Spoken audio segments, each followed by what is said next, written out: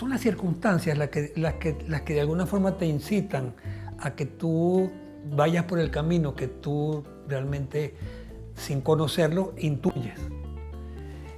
Y como el Instituto de Diseño existía y siempre se conformó como una oportunidad y una solución y una alternativa. Indudablemente yo me la pasaba en el interior, salía del estado de Aragua y pasaba al estado Portuguesa. Estaba entre Turmero y Acarigua. Entonces tenía la suerte de que en Turmero tenía unos amigos que son de alguna forma parientes de la nena, porque son Pantin. Y me decían, tú tienes que irte al Instituto de Diseño.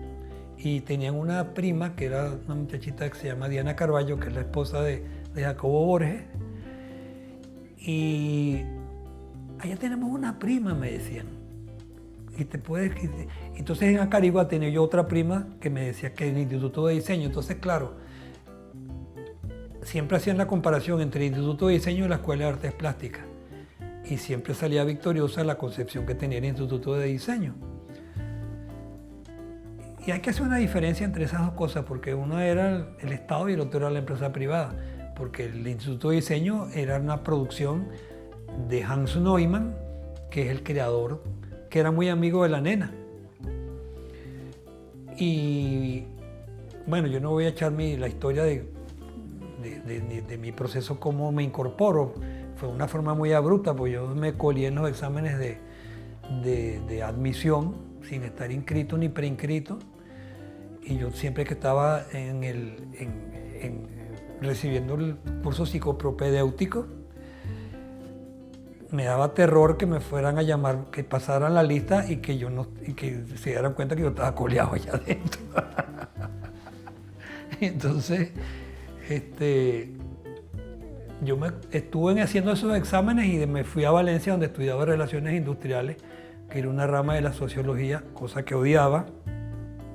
No la sociología, sino las materias que tenía que ver en esa especie de vertiente de la economía. Y tenía que ver materias como anatomía y esas cosas, pues. Y cuando me fui a la universidad, me llamaron a la universidad que viniera a inscribirme y a inscribirme, porque les encantó lo que yo presenté como una especie de fantasma que no aparecía en ningún lado porque no estaba inscrito. Entonces, no solamente entré al Instituto de Diseño, sino que me becaron ese año. Y entonces, bueno, la vida se me hizo más fácil y en realidad el grupo de profesores eran artistas, donde estaba la nena. Y realmente la formación, como ya lo hemos dicho, pues era una formación de primera y estaba dictada clases de diseño, pero por profesionales del arte, pintores y grabadores. Y bueno, esa es la historia.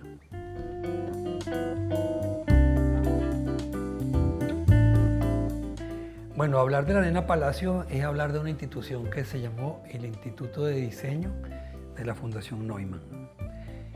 Y la nena era la profesora de sistemas de impresión, sobre todo del grabado, el agua fuerte, la punta seca y todos esos mecanismos para estudiar a los grandes maestros, que indudablemente tuvimos esa suerte de que ese instituto fue un hito, porque así como estaba la nena, había un grupo de profesores de primera línea. Y ese instituto de alguna forma se propuso formar alumnos para una Venezuela futura en unos términos extraordinarios.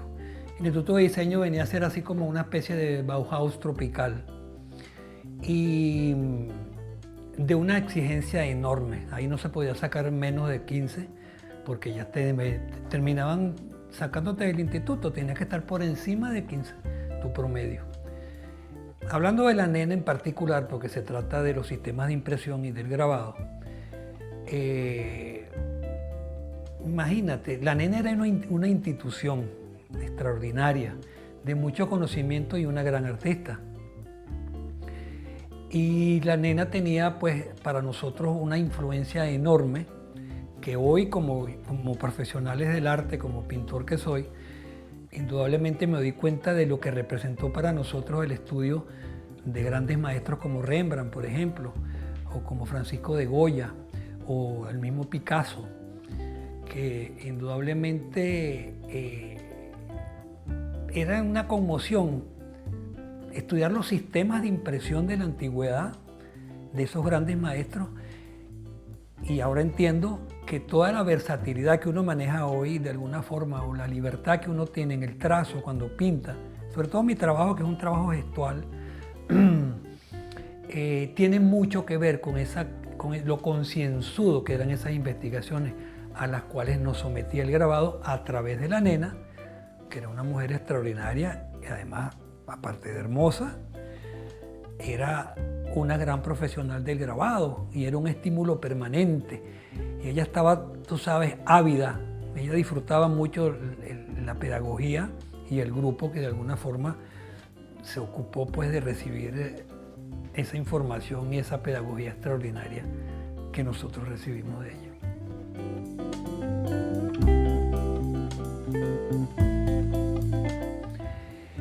El SEGRA es una institución, en ese momento el grabado era por esos grandes maestros, sobre todo por la influencia de Picasso, porque aquí trajeron todas esas suites que hizo Picasso, los grabados eróticos, la suite Volar, todas esas cosas se expusieron aquí en el Museo de Bellas Artes, y había un boom latinoamericano, habían hasta grandes exposiciones bienales del grabado. Y la nena conformaba pues un poco la cabeza de lo que éramos nosotros como representantes. Estaba también Alirio Palacios, que era también un gran grabador. Y todos ellos de alguna forma confluían en el gran taller que tenía la nena en su casa, donde tenía los lockers de todos estos artistas. Si mal no recuerdo, bueno, me recuerdo de Alirio Palacios, me acuerdo de Manuel Espinosa, tal vez, no me atrevo a decir si estaba Régulo, Zapata, pero era un boom. Eso ya en ese momento el grabado era una forma de expresarse muy independiente y no ya como una forma de apoyo de otras formas de expresión. Yo como pintor, pues que definitivamente termino siendo pintor después de haber pasado por un proceso enorme donde uno de los grandes nutrientes fue esta forma de acercarse a la materia, a los contenidos, a la línea. Indudablemente tuvo una continuidad por ese mismo auge que tuvo el grabado en el SEGRA, que fue una institución que de alguna forma la nena también era la cabeza fundamental del gran taller de grabado. Y tuvimos esa suerte de tenerla en el Instituto de Diseño y después pasar al SEGRA, donde, bueno, parte de estas cosas, pues por ejemplo, llegar a hacer un estudio de Rembrandt, por ejemplo, que aquí tenemos este estudio de Rembrandt. Esto tiene toda una cantidad de técnicas aquí que se empieza, por ejemplo, aquí está una etapa, esta es una etapa para llegar a estos y bueno, no, la verdad que habría que tener una sesión muy especial para ver la cantidad de etapas que tenía este proceso para trabajar eso.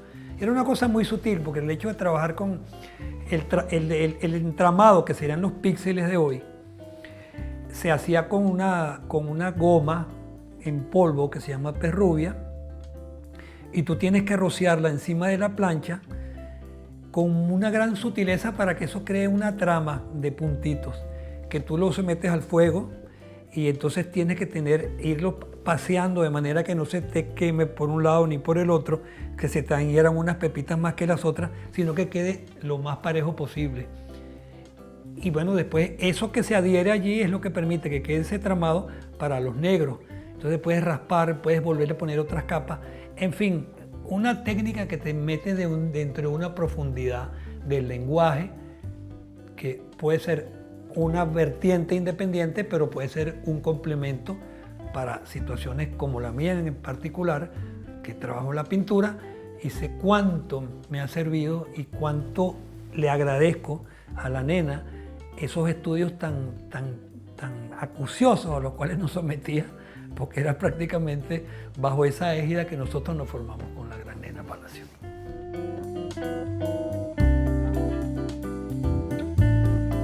Claro, haciendo énfasis en el dibujo siempre, nos repartió un cuento, hicimos una serie de libros y a cada artista se le dio un tema, un cuento. A mí me dieron un libro que se llamaba El cielo se está cayendo, que es un cuento de un pollito que le cae una hoja encima, y ese es el cuento. Pues entonces él le empieza a contar a todo el mundo, a todos los vecinos, a la gallina, al cochino, al perro, que el cielo se estaba cayendo. Al final terminan hablando con el lobo y el lobo se lo come a todos. Un cuento medio dramático, pero era la cuestión de agilizarnos en torno a los personajes que iban a pulular dentro de ese cuento. Pero te digo, la experiencia con la nena fue total. Y no te creas que era todo suavecito. Yo tenía unas discusiones con la nena muy fuertes.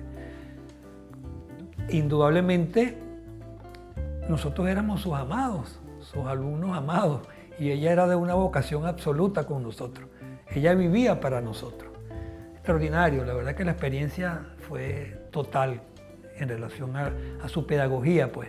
Y mientras nosotros trabajábamos, la nena también trabajaba y hacía sus grabados, porque ella salía del instituto o del SEGRA en su caso y llegaba a su casa, a su taller, y se metía en su taller a hacer sus exposiciones, del desarrollo de su obra, que después se exponía y nosotros veíamos todas las técnicas innovadoras en ese momento, que si el agua de azúcar, que si las técnicas que usaba Picasso en tal cosa, y siempre estaba aportándonos todos los elementos posibles para una mayor capacidad expresiva.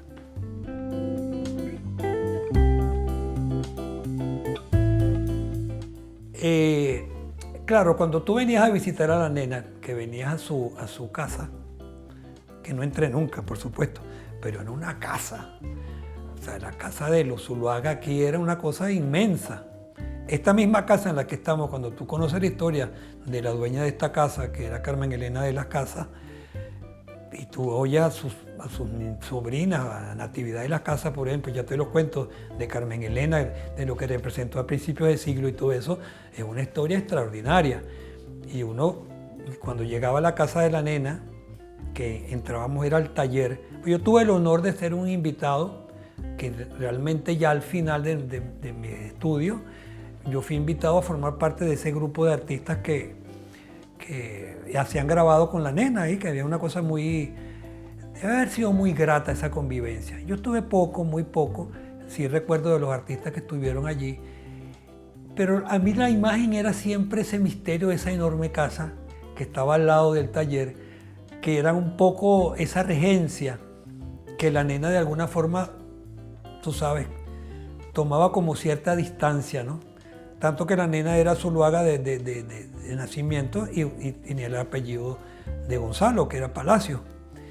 Entonces, era una forma, creo, de mantener cierta discreción en torno a su actividad plástica, como artista, como pintora, como grabadora, y no, ¿qué te diría yo? No aparecer, tú sabes, como la gran familia de los, o sea, tal vez de los mantuanos de Caracas. Siempre había cierta cosita ahí, cosa que esa familia fue extraordinaria y sigue siendo gente muy bella.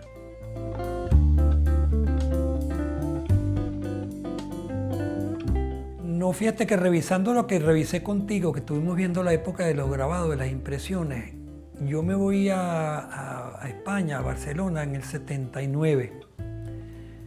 Me regresé en el 85. Primero estuve en Barcelona y después me fui a París, estuve como 6 años por allá. Y yo estuve haciendo serigrafía y grabado con la nena, porque era un instituto donde el SEGRA te daban clases de serigrafía, grabado y litografía. Con la serigrafía perfecto, pues no era nada tan complicado.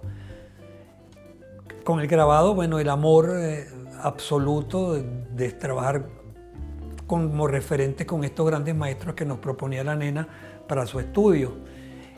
Y la litografía, te puedo decir francamente, y me perdonan los litógrafos, pero no pude con la litografía. Hice unas cuantas, pero realmente eso de distanciarme de la relación directa con el soporte, siempre me creó como cierta aversión y nunca tuve ese encanto que me producía el grabado. Pues ahí están algunas carpetas que tienen varias litos, pero la magia del grabado para mí es única, realmente.